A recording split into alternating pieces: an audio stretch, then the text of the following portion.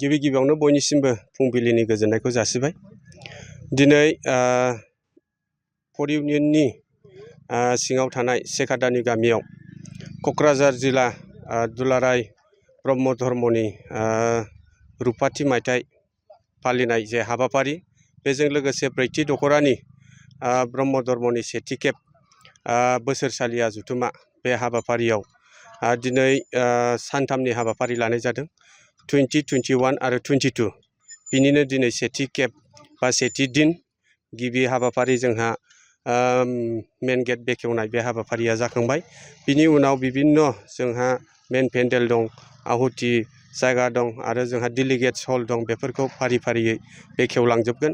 दा बेवहाय आङो नोंथांमोननि चेनेलनि गेजेरजों मोनसे बाथ्राखौ आं नोंथांमोननि गेजेरजों बुंगोन जे धर्मनिफ्राय खुनु देरसिन जेबो जिनिस गैया। धर्मआनो सान्थि, धर्मआनो पिस, आरो धर्मआनो जोंखौ मोजां लामाजों दैथिनलाङो।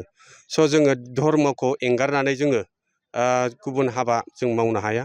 आरो धर्मआ गुबुन गुबुन धर्मआनो जाथों, खृष्टानानो जाथों, ब्रह्म धर्मआनो जाथों, मुस्लिमानो जाथों, धर्मआ धर्मखा। मानो होनब्ला जों मिथियो इसोरा सासेल', खिन्थु जों फुजा खालामनाय, जोङो फालिनाया गुबुन गुबुन बिथिंजों जोङो फालियो। दा बेखायनो जों बुंनो हायो धर्मनिख्रुइ खुनु देरसिन जेबो जिनिसानो गैया।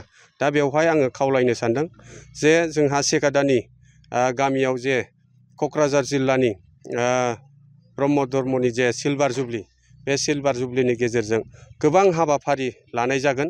आरो बे हाबाफारियाव ब्रह्म धर्मनि मोनफ्रोमबो बिथिंखौनो बेवहाय सावरायनाय जागोन, डिसिसन लानाय जागोन। आरो बे हाबाफारिनि गेजेरजों जोंनि रायजो राजानो मोजां मोजां मेसेजखौ बिथांमोनहा होगोन। धर्मनि थ्रुयै जों मा खालामनो हायो, मा खालामनो हाया, बेफोर मेसेजखौ बिथांमोनहा बे सानथामनि हाबाफारिनि गेजेरजों होलांगोन, बेखिनिखौ जों मिजिंथिदों।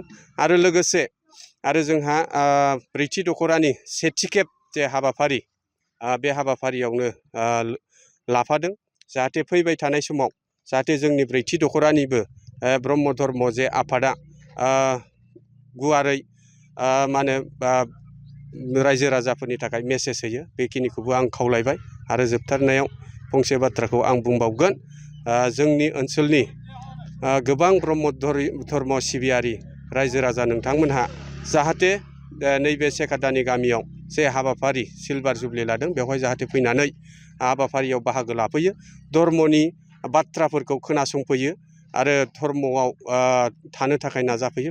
बे मेसेजखौ जाहाथे मोननानै नोंथांमोनहा बेवहाय बाहागो लाफैयो, बेखौ खावलायनानै आंनि बे बिबुंथिखौ एसेखिनियाव आं दोनथ'बाय।